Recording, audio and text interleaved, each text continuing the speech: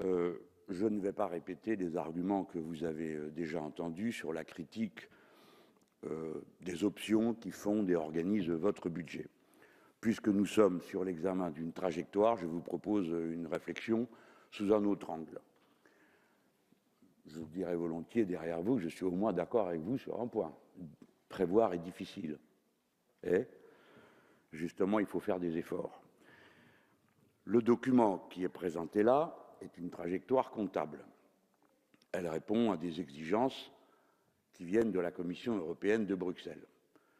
Celle-ci a pour obsession, compte tenu de la domination qu'exerce la politique économique de l'Allemagne sur le reste de l'Europe, la question de la dette. Oui, c'est à cause de l'obsession allemande sur la stabilité des prix qui menacerait de ruiner la rente, d'une part, et d'autre part, l'obsession du gouvernement de droite allemand d'avoir un euro fort de manière à se procurer plus facilement les marchandises dont ont besoin les rentiers.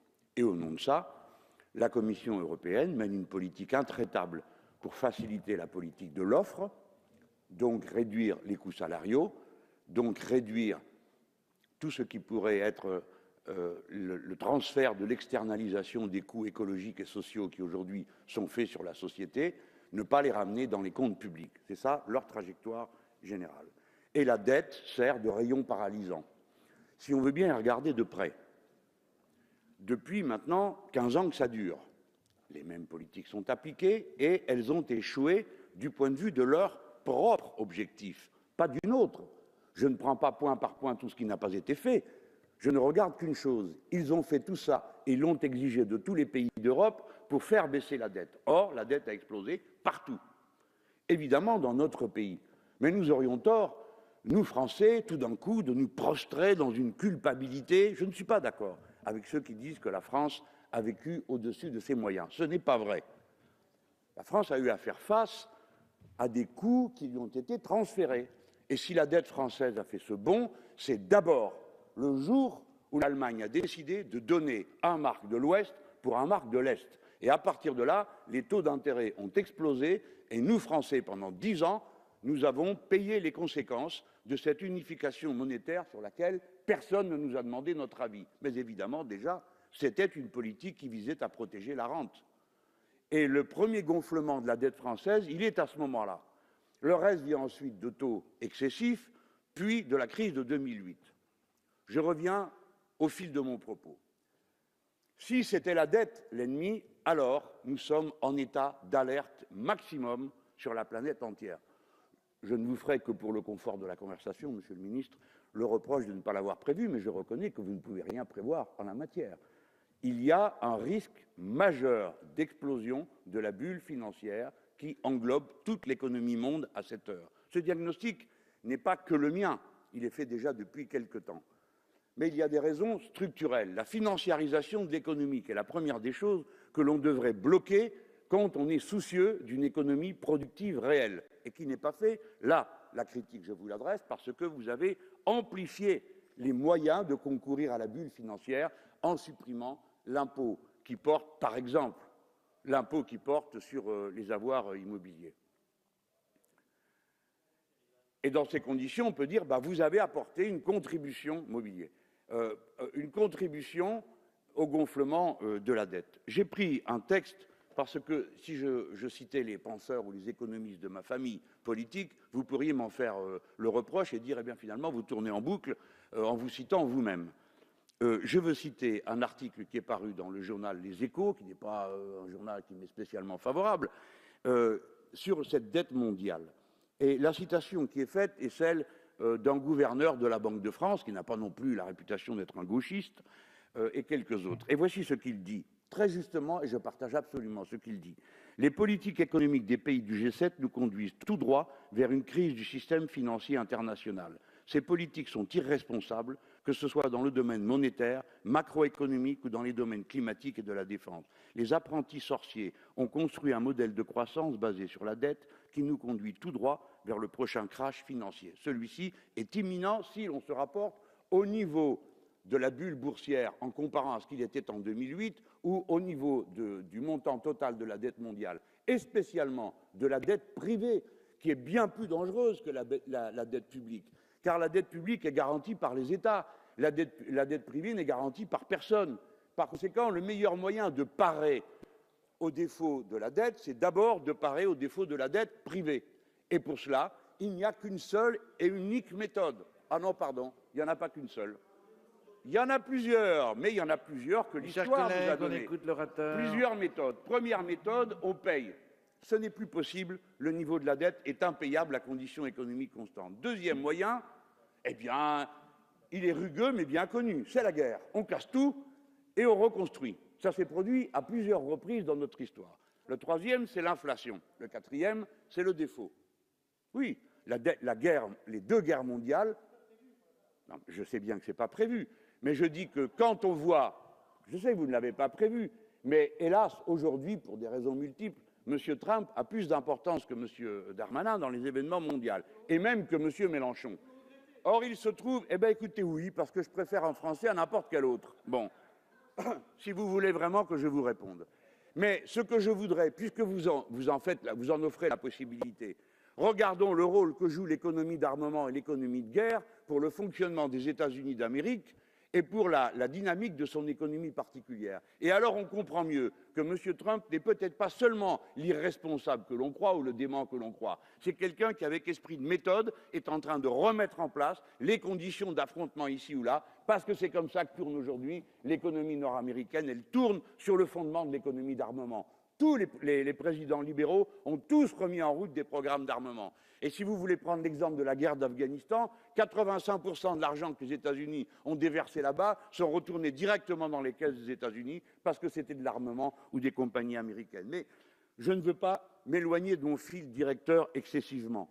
Nous connaissons les causes qui vont nous percuter, parce que tout ça contribue à l'économie de la dette, pardon. Que vous en souriez, peut-être que ça n'a aucune espèce d'importance que tout le monde soit ruiné, mais pour nous aussi, ça en a. Par conséquent, comment parer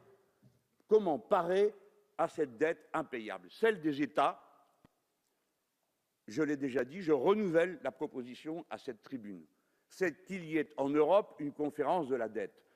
Nous préférons que le moratoire sur la dette soit discuté avec les partenaires et organisé techniquement avec le concours de la Banque centrale européenne, plutôt que de la laisser toute seule dégénérer à soit un défaut ici ou là, soit une compétition aggravée entre les peuples, notamment sur leurs conditions sociales, qui produisent des explosions de nationalisme absurdes, aveuglés et haineux que l'on voit dans toute l'Europe de l'Est se déchaîner aujourd'hui.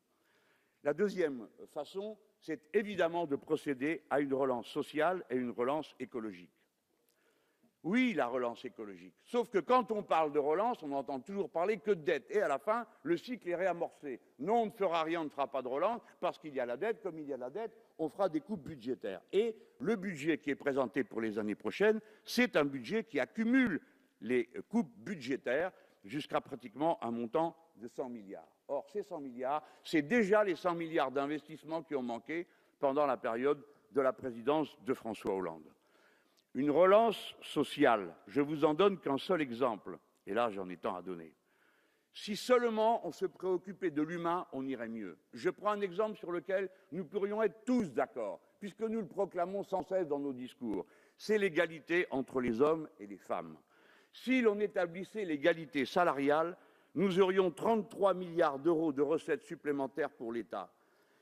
Nous aurions 6 milliards d'euros d'épargne de plus et 22 milliards d'euros de hausse de la consommation. Ce sont des chiffres qui ont été établis par des organismes dont on conteste la compétence, ce qui est bien normal, parce qu'après tout, on a le droit de tout contester. À la fin, ce qui compte, c'est ce que la raison est capable de prouver. Dans ces conditions, je viens de prendre un exemple. Je pourrais en prendre d'autres. De même, la relance écologique. J'entends bien, M. Darmanin, que vous ne pouvez pas prévoir les typhons et les tempêtes.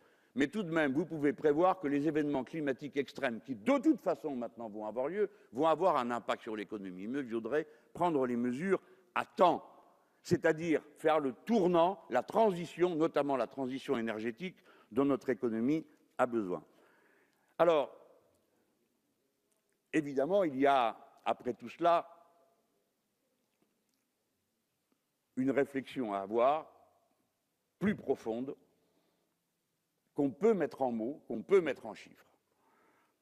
tous ces effets de relance, Monsieur Darmanin, je suis certain que vous ne me diriez pas non si on ne vous disait pas juste derrière, mais vous allez creuser la dette. Voilà le cercle vicieux dans lequel nous sommes enfermés. Il faut de la relance pour qu'il n'y ait pas le défaut de la dette privée et qu'il n'y ait pas le défaut de la dette publique. Car la relance de l'activité, si elle est basée sur autre chose que l'idée de la croissance pour la croissance, c'est-à-dire si elle a un contenu écologique, alors c'est un bienfait qui ruisselle sur toute la société, en techniques nouvelles que l'on imagine, en moyens nouveaux que l'on met en place et surtout en contribution à l'histoire de l'humanité universelle. Monsieur le ministre, dans ce plan de marche, il y a 0 incident climatique à prévoir. Il ne se passe rien avec les centrales nucléaires, même pas leur fermeture, ni même l'ouverture avec les efforts financiers, j'en conviens, énormes qu'il faut faire pour faire la transition écologique. Personnellement, avec le programme L'Avenir en commun, on a prévu 100 milliards sur ce sujet. C'est vous dire comment quel est le retard. Mais ce n'est jamais que les 100 milliards que l'on a perdus pendant la présidence de François Hollande en matière d'investissement.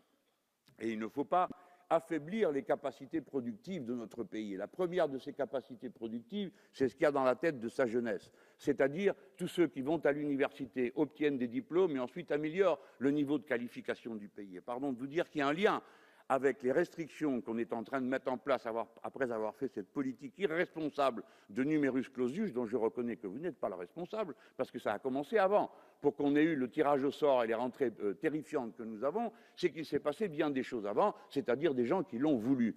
Eh bien, qu'aurez-vous en amont? Naturellement, des jeunes gens qui feront des dettes étudiantes. Et en avant, encore de la dette. Peut-être la surprise que nous aurons, c'est de voir la dette, la bulle financière mondiale éclater à cause de la dette étudiante aux États-Unis d'Amérique. Ça fait partie des pronostics parmi les économistes des plus probables des causes qui pourraient provoquer ici ou là un effondrement du système financier mondial. En tout cas, si on accepte ici l'OCDE, qui est un organisme bolchevique bien connu de vous tous, il vous recommande à tous de faire de la relance sociale et de ne pas simplement compter sur la croissance pour la croissance, c'est-à-dire un mécanisme aveugle qui est celui de la politique de l'offre. Faites davantage attention à ce qui vous est dit sur la politique de la demande.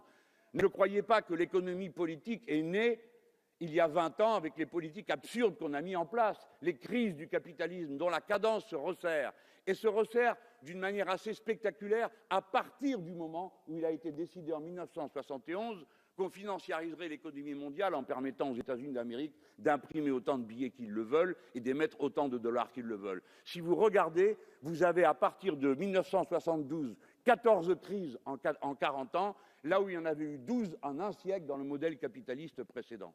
Dans ces conditions, la relance par la croissance et la croissance sociale et écologique sont des vertus économiques et pas simplement des coûts humains négligeables à la marge des additions que nous faisons. C'est par là que je vais terminer. Je vais vous citer l'OCDE, qui est une conclusion peu banale pour un homme comme moi. Eh bien, je le fais. Elle dit « Des politiques uniquement axées sur la croissance, reposant sur l'idée que cette dernière bénéficiera automatiquement à tous les segments de la population, pourraient en réalité compromettre la croissance à long terme, dans la mesure où les inégalités s'accroîtront. En revanche, les mesures qui contribuent à limiter ou, dans l'idéal, à inverser l'augmentation des inégalités à long terme favoriseraient non seulement l'instauration de sociétés moins injustes, mais aussi plus riches. » Autrement dit, les gisements de richesse ne sont pas dans les coupes budgétaires, mais dans l'enrichissement des braves gens qui gagnent leur vie en travaillant.